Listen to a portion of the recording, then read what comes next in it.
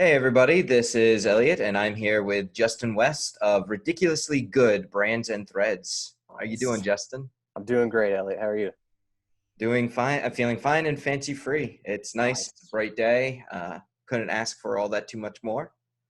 Yeah. So before we get into the reason why I asked you to have this interview, which is Mhm. this new initiative you're taking with small Yeah. businesses and screen printing, uh, why not introduce yourself? So Justin, who are you? Well, great. Yeah, my name is Justin West. I am the owner, co-owner of Ridiculously Good Brands and Threads. I'm also the designer. So I handle a lot of client relations, but mostly I do the graphic design and just, a lot of like community outreach and marketing. We do a lot of live events, screen printing, pop-up shops. Oh, So really? yeah, that's kind of, a lot of what I handle. And then my business partner, Lauren, um, handles a lot of the executive stuff and all of the production as well as client relations. So That sounds like me with my own business. I tend to be the person out in front. I'm happy dealing with clients. I'm happy coming up with a lot of creative solutions, and it's my partner who does a lot of the back end, hmm like accounting, making sure things are organized because I can get myself into a tizzy if I'm not careful. So, what cool. got you into screen printing? Well, I've always just loved t-shirts. I mean, just growing up, like graphic tees were just one of my favorite things. Every time I saw something new, like I'd always hunt through Goodwill and just try to find like random shirts, like Ethel and Judy's joint 90th birthday party, 1943, like all these just random t-shirts. I just fell in love with them. I fell in love with t-shirt graphics. I fell in love with fonts, weirdly enough. Mm. Um, I caught myself often as a kid, like I'd be looking at something like a billboard and I'd find myself like tracing just the letters with my finger. Um, Oh yeah. yeah. And so like, I'm just always drawing letters and I don't know where that fascination comes from. So even Um, little Justin was in the yeah, car. absolutely. I mean, I remember staring at a billboard one day, I think it was like third grade. And I told my parents, when I grow up, I'm going to make billboards. Oh And yeah. yeah, I've never done a billboard, but uh, it's just that I don't know the fascination with graphic design. It caught me at an early age, and at the same time, like I'm a musician and an artist as well. So I just love working with my hands, and screen printing was just the perfect combination of using graphic design and technical skill, like with my hands. So a lot of that kind of culminated in college, where I bought like a tiny little Hobby Lobby kit and started making shirts for friends that were trying to go on mission trips. I know Uh, that Hobby Lobby kit. oh I yeah, the got one of those. $25 one, that speedball kit. That's exactly right. Yes. And Yeah, so I started making shirts just to help some friends out and fell in love with it. you Uh, just kept it going, kept the ball. yeah, I had a few turns in my career. I've worked at a few different churches, both in graphic design and youth ministry and worship ministry. So graphic design has always been a constant, but I've kind of moved in and out of a few different things before starting this with Lauren. And I know graphic design is one of those skill sets that's just endemic. Like you can be applied to almost any position at almost any job, unless you're like a statistician, then perhaps not Mhm. there. But a lot Right. of the times. And studies have shown that it improves your mental flexibility. So people who do draw, trace, do any amount of art can be put into other positions and pick things up just faster and learn quicker. Oh, that's good to know. Usually I handle stress like a toddler, so I'll just have to tell myself like, "Hey, yeah, I can handle this. I know graphic Well, design." that's right. I did say mental flexibility, which means if I put a problem in front of you, you would think of creative solutions to it. When Fair it comes enough. to hey, how to solve your own stress, I don't know. If you Yeah, figure right. that one out, tell me. Okay, done. I'll solve that for everybody. See, NBD, no big deal. We've got this. So, COVID-19 ended up hitting about a month ago and then really started ramping up in both what people knew, the public knowledge, and things being instated. How did that affect your business? Well, We do a ton of live events, usually in the spring and the fall. Every Saturday, we're at a different pop-up. We have our own line of retail clothing as well. And so we do pop-up shops and sell shirts there. We do a lot of live printing. So like, we were going to be over at ETX for St. Patrick's Day and Truevine for their 6-year anniversary. We had some live screen printing opportunities there. And so, our spring was booked like pretty solid, and we were really excited about it. And then right at the beginning of March, we started getting cancellation notices. And then, next thing we knew, like every single event got canceled. And that's a pretty large source of income for us. That on top of doing other event t-shirts, like whether we're involved in the event or not. We do a lot of event shirts, and spring, we do a ton of stuff for churches and all of that got canceled. So really, we're just really dependent on the liveliness of this community. If we're out and having fun, the shirts are going well, but when everybody just kind of stops and stays home, that affects us and hunkers down. Yeah, definitely. You will probably hear in other interviews, I was about to start running my own events, which is something I was looking forward to. And I planned my first event to happen sometime around April, May. And that was immediately shelved 2 weeks later when everything hit. Yeah, absolutely. So we're actually sorry, I'm pouring this coffee right now. No worries. Just finished.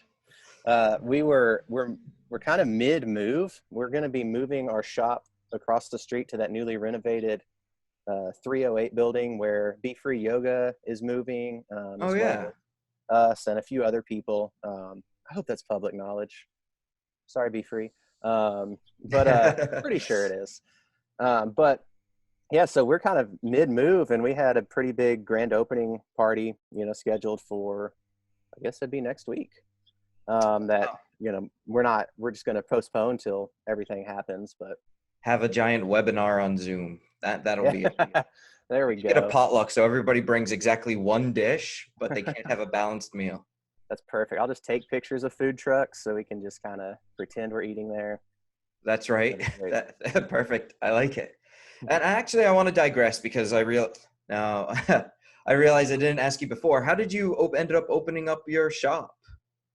So Lauren and I have been friends since high school, and that, if you want to put years to it, that's like 15 years. And, we went to college together. We were roommates.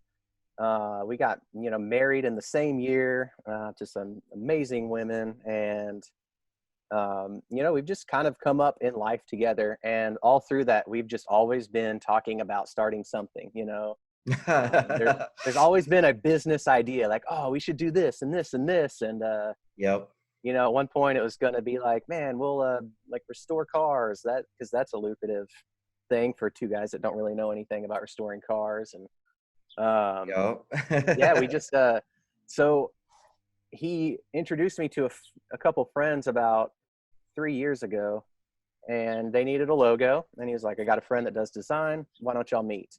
And so I drove over here to Tyler. I was living in Longview at the time, and Lauren came with me just to kind of facilitate just all the meeting. And we sat down and talked about their branding and their logo. And after the meeting, Lauren and I just kind of drove around Tyler, and he just kind of said, what if we did this for a living? Like, what if we did branding for local companies? And like, what if we also included t-shirt printing? Like, we both love making shirts. And it took him about a month to convince me. I was at a job at a church, and I was just, I wouldn't say I was happy there. In fact, I was miserable there. But I was too comfortable to really leave. It was a scary step out into the unknown. But that's always one of the worst places, when you're not quite happy and you want to change something, but the work is still meaningful and you're comfortable, and it's that's just a tough place to decide to flip the table from. Absolutely. And there's just a lot of community involved and a lot of friends, and there were other plans in the works for us, and I ended up, there was a a change in leadership, and I ended up, getting fired just kind of in that transition. And so Right. the decision was made for me. We had already we dabbled a little. We'd already bought some equipment. I told them that'd be a fun side hustle. But then Right. when the main gig ended, that side hustle quickly became our full-time job.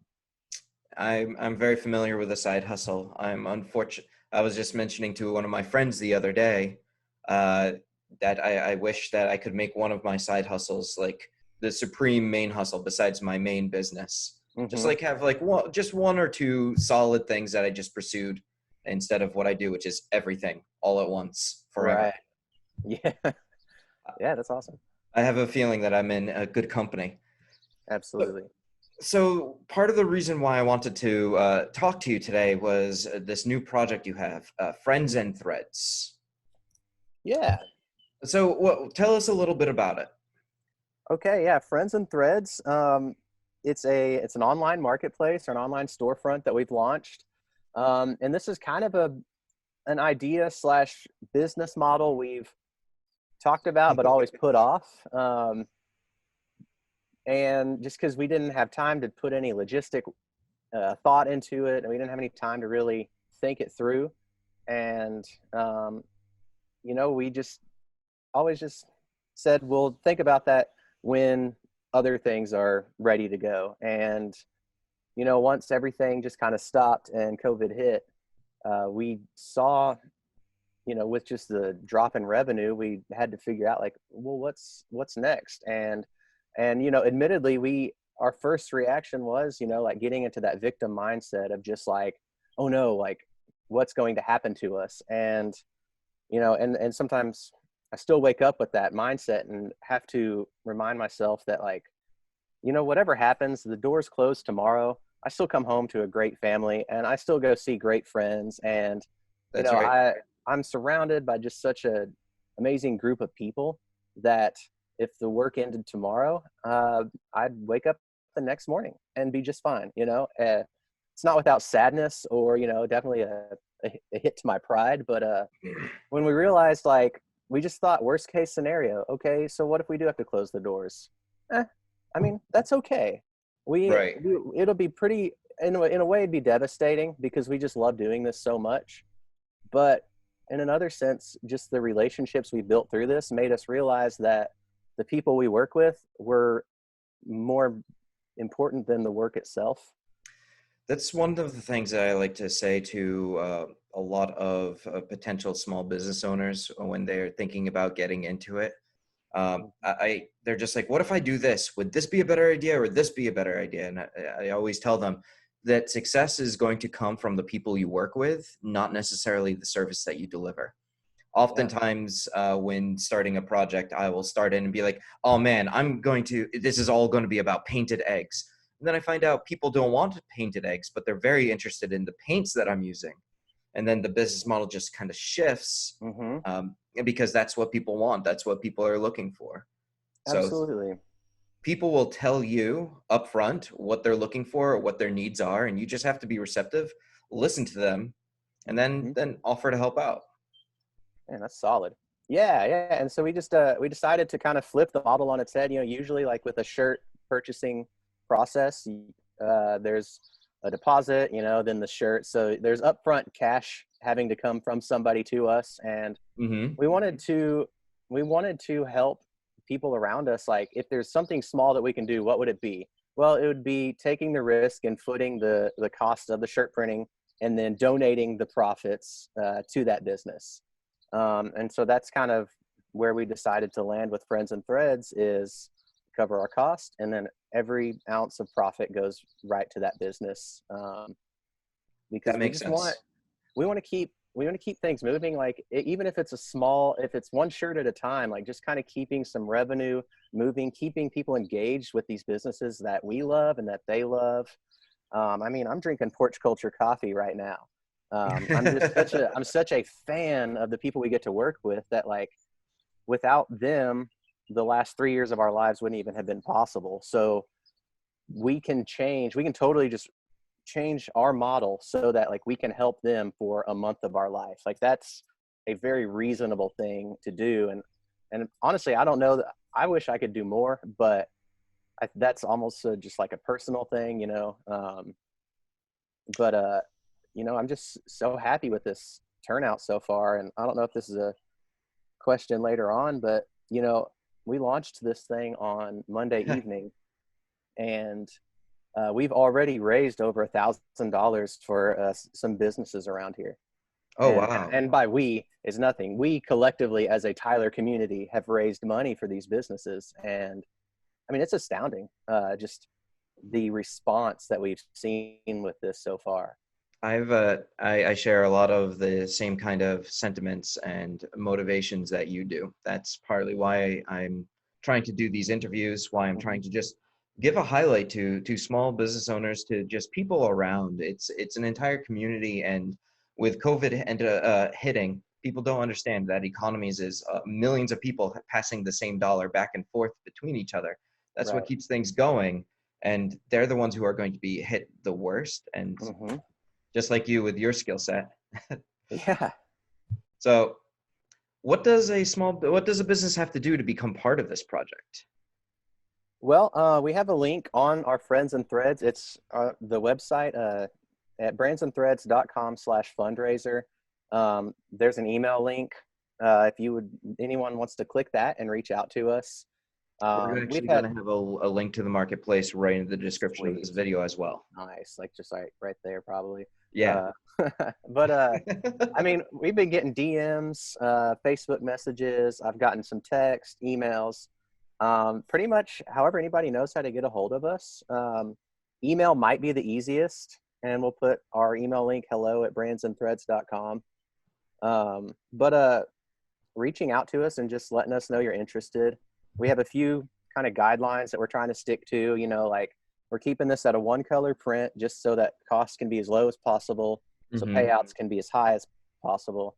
And we're just kind of limiting, shirt color options, just because that's a whole can of worms sometimes. If somebody wants a blue version and someone wants a mustard version. I've done enough website design to have people say, can I have an extra light, no blue? And I'm just like, hey, can I have a cool color? I'm just like, yeah, here's a bunch of blue. And there's like, no, cool, like red. And I'm like, yeah, yeah, sure. yeah, Just you the feel the coolest pain, red. you know it. Absolutely, yes. Yeah, so reaching out to us and letting us know you're interested.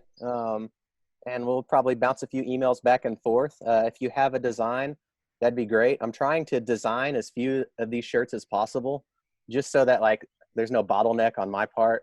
Sometimes when I have a lot of projects, my process can get a little slow.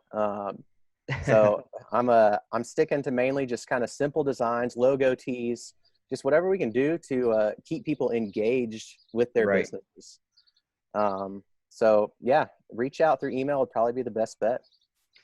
So the rest of Tyler, not just the business owners, if they wanted to help support you further, after they bought a T-shirt, what's something that you would suggest? What can they do? As far as supporting us or the Friends and Threads, I mean, Everything. You can take it as far as you want. Sure. I mean, yeah, we have a ton of shirts. I mean, we got really cool hats online. I mean, we have all sorts of fun stuff that you can purchase, and we'll get it to you. We do have a retail store, but it is closed. But it's all online. And then I mean, liking and sharing. There's something about just people just talking about things they love, and so yeah, just sharing our product, sharing who we are, just telling people, hey, here's a rad shirt company out of Tyler. If you buy a Friends and Threads shirts, throw it online and let people know about it, send people our way so that we can help, get this, so we can help raise even more money. Perfect. Yeah. We actually just shared a graphic the other day calling as a rise of arms to all small business owners. And because the next question down the line is actually, do you have any advice for business owners who are trying to weather these closures? And you kind of already touched on a lot of that. Cool. We say, hey, make sure that there's a checklist. Respond to people, go out, make comments, engage, find one other business and share, and just share them, because if everybody followed these steps, then all this public awareness would just explode outward. And really where we're at is people don't know what exists, not that Mhm. they don't want to shop there. And finding exposure is one of the hardest things that any brick and mortar business is going to be able to do.